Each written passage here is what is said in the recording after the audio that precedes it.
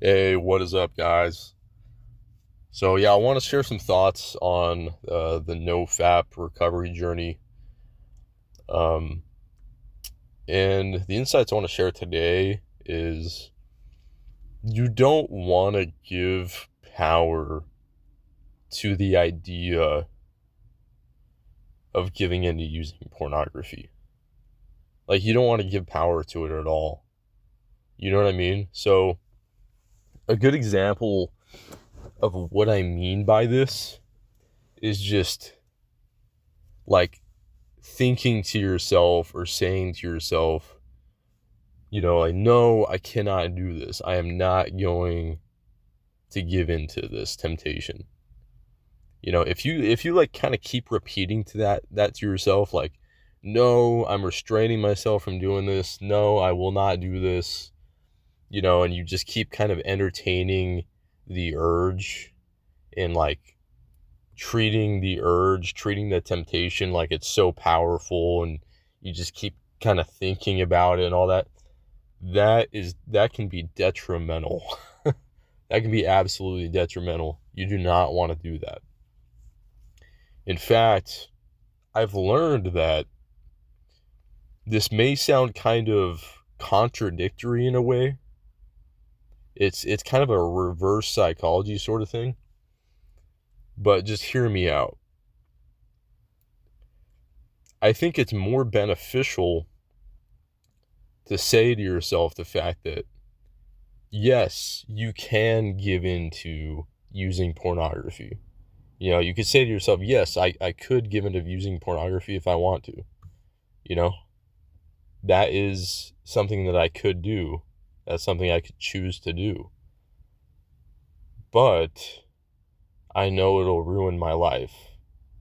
So I'm choosing not to do so. I'm not going to do that because I know it'll ruin my life. I have the right understanding. I know what the truth is, right? So just kind of like my whole point of what I'm saying is just having a more like balanced perspective of everything and not like demonizing the idea of giving into using pornography.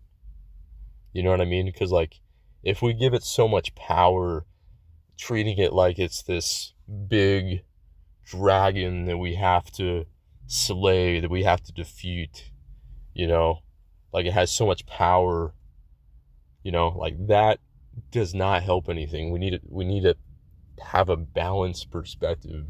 We need to see it for what it really is.